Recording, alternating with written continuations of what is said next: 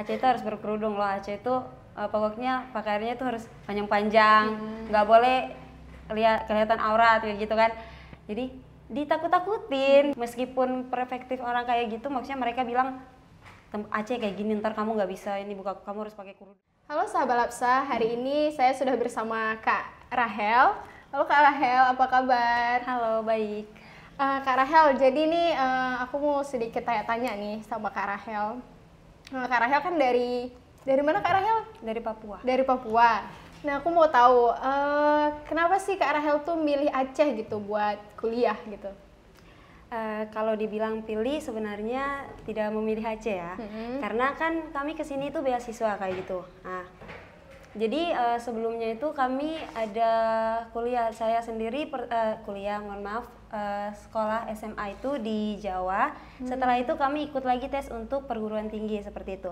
Nah, ketika ikut tes saya memilih di Makassar sama Bandung, tapi pas hasilnya keluar itu saya dapatnya di Aceh seperti itu. Jadi kalau dibilang memilih, saya tidak memilih Aceh seperti itu. Oh, berarti dari SMA-nya udah di Jawa, berarti udah dari SMA merantau gitu? Iya. Dulu kuliahnya, sekolahnya di SMA, di daerah mana di Jawa? Di Jawa Barat, Jawa Barat di Purwakarta. Oh, di Purwakarta. Ini beasiswa ke Aceh emang dari Papua atau kayak SNMPTN atau SBM atau gimana? Oh iya, kalau beasiswanya itu emang dari pemerintah, bukan dari Papua. Jadi dari pemerintah itu dari waktu SBY itu yang menciptakan adanya beasiswa yang jalurnya khusus anak Papua, itu disebutnya afirmasi. Untuk jurusan sendiri nih, kakak emang ini milih perawat atau gimana? Kakak jurusan perawat kan? Iya, kalau untuk jurusan itu pertama saya milihnya itu kedokteran, tapi kalau keperawatan itu dia pilihan kedua, dapatnya keperawatan. Oke, terus nih kakak kan dari timur Indonesia nih. Sebelumnya udah pernah belum kepikiran buat ngelanjutin sekolah di Aceh? Kalau kepikiran nggak ada sih, karena kan mikirnya itu pasti dapatnya bagian Jawa aja karena kan milihnya Jawa, oh pasti nanti di Jawa kayak gitu. Tapi ya dapatnya di Aceh, jadi nggak pernah kepikiran kalau dapat di Aceh kayak gitu. Terus nih pas dapat di Aceh, pemikiran kakak awalnya tentang Aceh itu gimana? Pemikiran awal ya sebenarnya pas dibilang dapat di Aceh, orang-orang udah bilang kayak gini, Aceh itu harus berkerudung loh kayak gitu. Aceh itu harus berkerudung loh. Aceh itu pokoknya pakaiannya itu harus panjang-panjang, nggak boleh kelihatan aurat kayak gitu kan. Jadi ditakut-takutin. Jadi ini juga jadi mikir pergi nggak ya? Tapi mikir lagi ini beasiswa loh kan. Apalagi dilihat kawan-kawan aku itu banyak yang nggak lolos kayak gitu kan, nggak bisa lanjut karena nggak lolos kayak gitu kan. Jadi bersyukur. Jadi kata mama kan, mama aku, jangan mikir tempatnya, pergi aja kayak gitu kan. Ya udah jadinya meskipun perspektif orang kayak gitu, maksudnya mereka bilang Aceh kayak gini ntar kamu nggak bisa ini buka, kamu harus pakai kerudung kayak gitu. Udahlah, yang penting kuliah kayak gitu.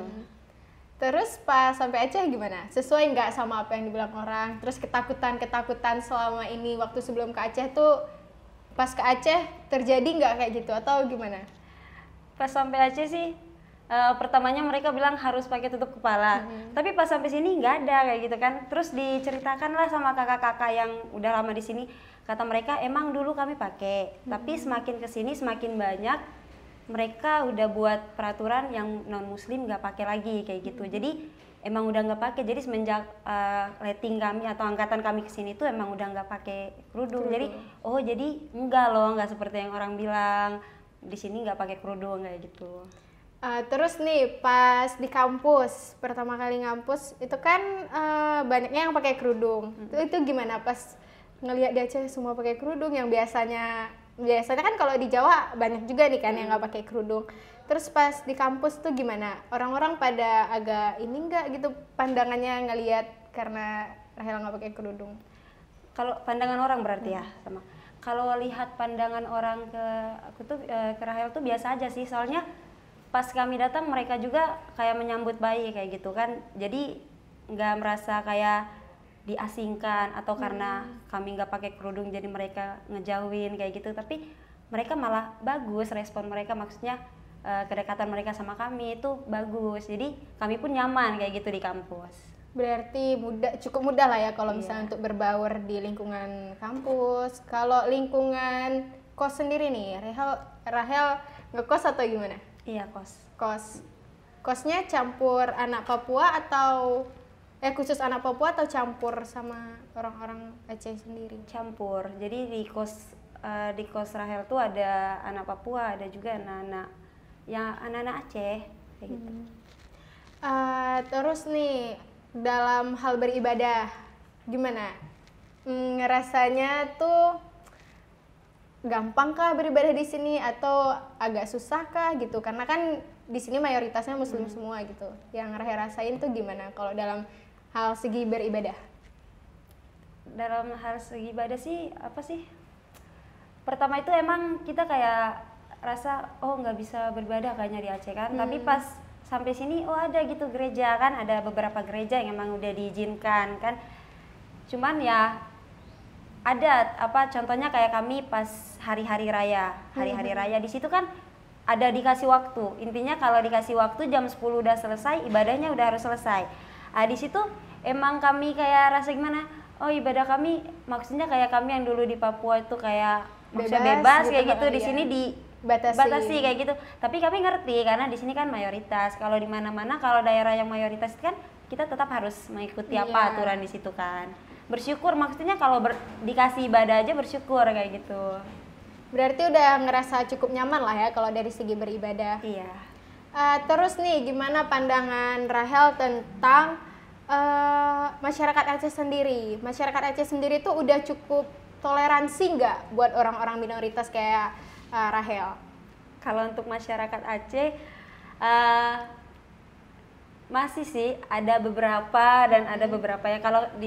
Kalau dari yang pengalaman sendiri itu ada masyarakat Aceh yang emang mereka toleransinya bagus, dengan perbedaan kami dari Papua, terus agama kami yang berbeda kayak gitu, ada yang responnya maksudnya bagus, mereka tetap kedekatan mereka sama kami itu bagus, menerima kami kayak gitu. Tapi memang ada beberapa juga yang memang masih seperti kalau kami jalan, woi pakai kerudung woi kayak gitu kan, woi pakai kerudung woi tutup aurat woi kayak gitu kan. Jadi tapi kami ngerti aja karena maksudnya ini kan di Aceh kayak gitu, jadi ngerti aja kayak gitu sih. Jadi emang masih nemu yang emang belum menerima, ada yang udah kayak emang menerima kami kayak gitu. Waktu misalnya dikata-katain tuh kayak gitu, ada ngerasa kayak sedih kah atau kayak kurang nyaman kah gitu maksudnya untuk tinggal di Aceh?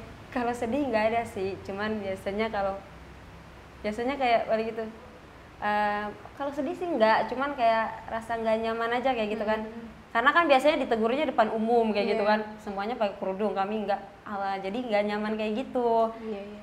Tapi ya gitulah. Tapi sejauh ini udah bisa menikmati kah atau gimana? Udah bisa menyesuaikan, meskipun ketemu orang-orang kayak gitu kita rasa biasa aja kayak gitu, dihiraukan aja kayak gitu. Yang penting itu tetap berpakaian yang sopan, karena maksudnya juga kan kita di tempat orang Aceh, jadi ya harus sopan kayak gitu. Ini nih lagi waktu pertama ke Aceh, hal-hal apa yang bikin maksudnya tuh di tempat lain nggak ada tapi di sini ada, terus kaget gitu sama perbedaan, misalnya kadang mungkin dari segi budaya atau dari segi makanan gitu yang bikin kayak cuman ada di sini ya gitu, ada nggak? Yang baiknya atau buruknya nih? Dua-duanya boleh. Kalau yang kalau yang baiknya itu di sini tuh kayak apa sih? Maksudnya kekeluargaannya itu besar, terus kalau di tempat-tempat lain tuh mungkin karena di sini tuh mayoritas Muslim ya.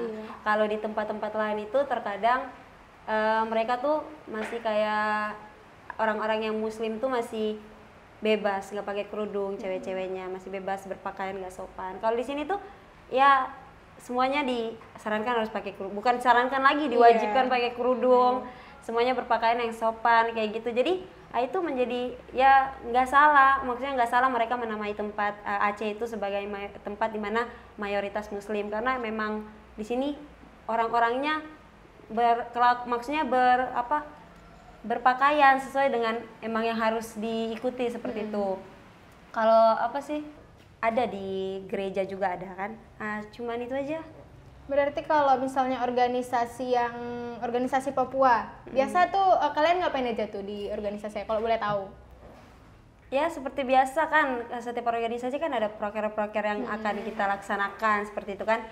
Nah kami biasanya itu lebih ke ini, menyatukan mahasiswa-mahasiswa Papua, karena di sini kan seperti yang sudah saya bilang kemarin juga kan, kemarin kami pertama datang itu kami dipersatukan dalam asrama.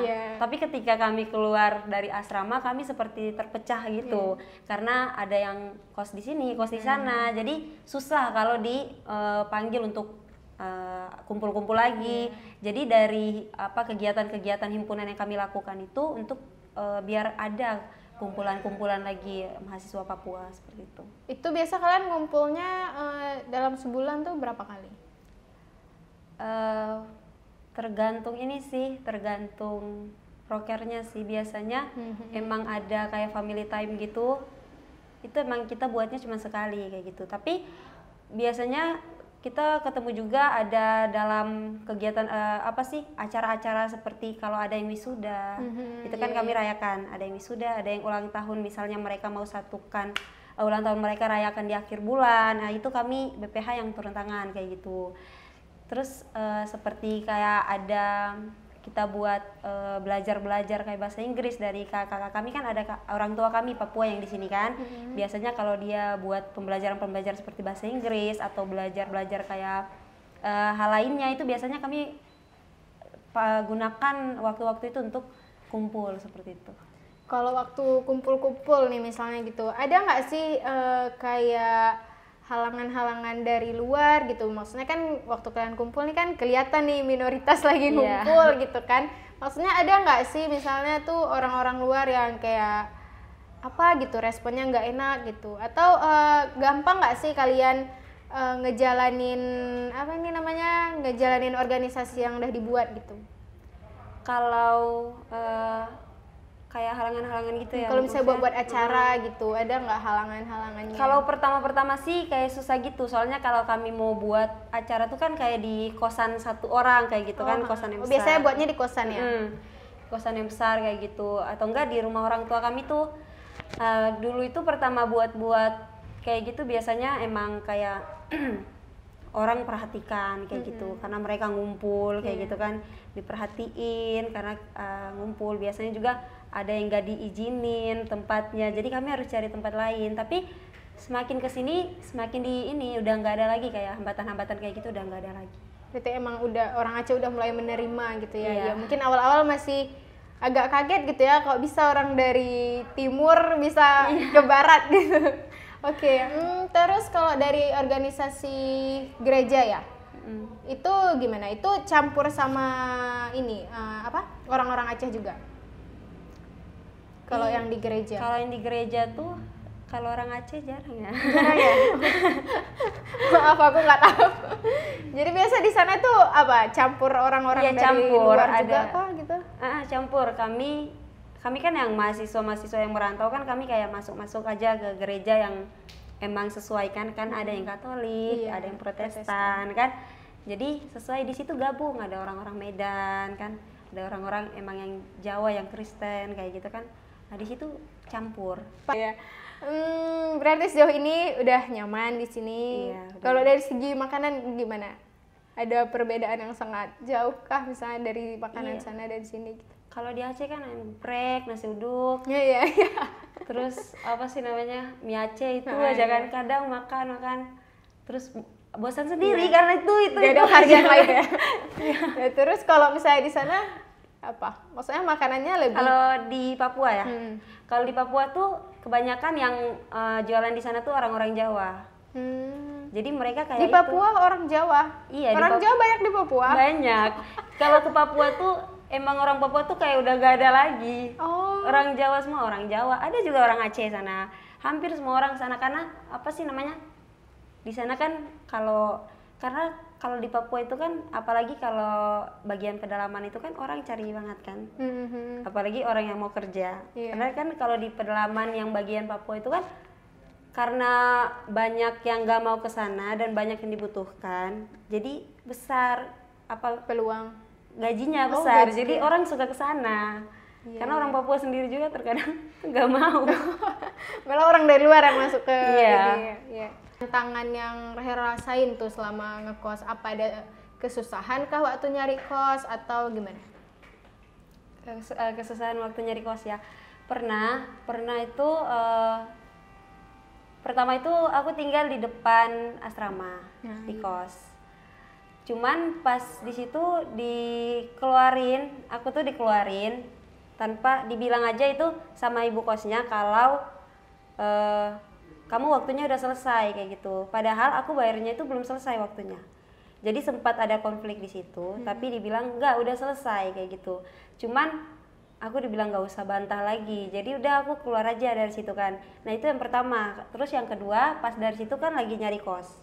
Lagi nyari kos, terus tiba-tiba dapatlah sama kawan aku dapat satu kos di bagian Tanjung Selamat. Di bagian Tanjung Selamat. Terus pas di situ kami telepon lah, kan di situ ada tulis nomor kalau untuk dihubungi kayak gitu. Kami hubungilah nomor tuh, terus tiba-tiba mereka welcome kayak gitu. Oh iya, pas mereka datang ngelihat kami nggak pakai kerudung, mereka tiba-tiba berubah kayak gitu. Langsung, oh kos ini udah ada yang punya kayak gitu. Oh kos ini udah ada yang punya. Loh kok tadi katanya nggak ada kayak gitu kan. Jadi kami curiga, oh kayaknya nih orang ini lihat karena nggak pakai kerudung kayak gitu. Nah itu, terus pas udah dari situ dapatlah kos di bagian sini, di bagian asrama juga. Tapi di situ baik kok, diterimanya baik kayak gitu. Kawan-kawan di lingkungan kos gimana? Pas Rahel awal masuk gitu, ada nggak ngerasa kayak iya ada orang Papua nih yang masuk atau gimana gitu mungkin? Nggak ada, mereka suka. Karena di lingkungan yang sekarang aku tinggal tuh, di situ pernah kakak-kakak aku yang Papua tinggal juga di situ. Jadi mereka kayak, nanti kalau ada adik-adik yang dari Papua yang baru datang tinggal sini ya, katanya kayak gitu. Cuman itu aja sih. Cuman biasanya kalau aku pribadi itu emang sering ditegur aja sama ibu kos kan, karena motornya kan ribut kan. Rahel kayak mana dulu kalau malam masuk tuh ribut kali kayak gitu kan. Ya udah, jadi pernah tuh aku ketaruh tempat sendiri di tempat orang kan. Motor kamu di situ aja, masuk dalam tuh ibu udah tidur ribut kali kayak gitu. Jadi biasanya kalau aku pulang malam ya menyesuaikan, takut diusir kan. Jadi biasanya matiin aja motornya, masuk aja kayak gitu. Ini lagi nih, biasa kan yang dapat beasiswa tuh dapat fasilitas asrama nih. Kalau kalian gimana? Dapat fasilitas asrama juga nggak sebelumnya? Nah kami sebelumnya itu dapat fasilitas asrama juga. Jadi kami tuh anak Papua dulu nggak ada kayak, kan kalau apa sih namanya, peraturannya itu setahun di asrama keluar kan. Tapi kami tuh anak Papua dulu nggak ada kayak gitu. Kami pokoknya selama kamu mau di situ terserah kayak gitu. Tapi kemarin tiba-tiba pas tahun 2019 kalau nggak salah. Itu pas MTQ itu, nah kan Unsia jadi tuan rumah. Nah kami disuruh anak Papua keluar dulu karena mau direhab dulu untuk yang nanti acara MTQ ini. Jadi asramanya mau direhab dulu, makanya kalian disuruh keluar. Disuruh keluar. Tapi itu disuruh keluar nggak ada dikasih tempat lain gitu? Nggak ada, disuruh cari sendiri. Nah di situ mereka nyuruh kami keluar tuh, mereka bilang nanti kalau udah selesai MTQ kalian boleh balik lagi. Pas selesai MTQ kami mau balik nggak diterima.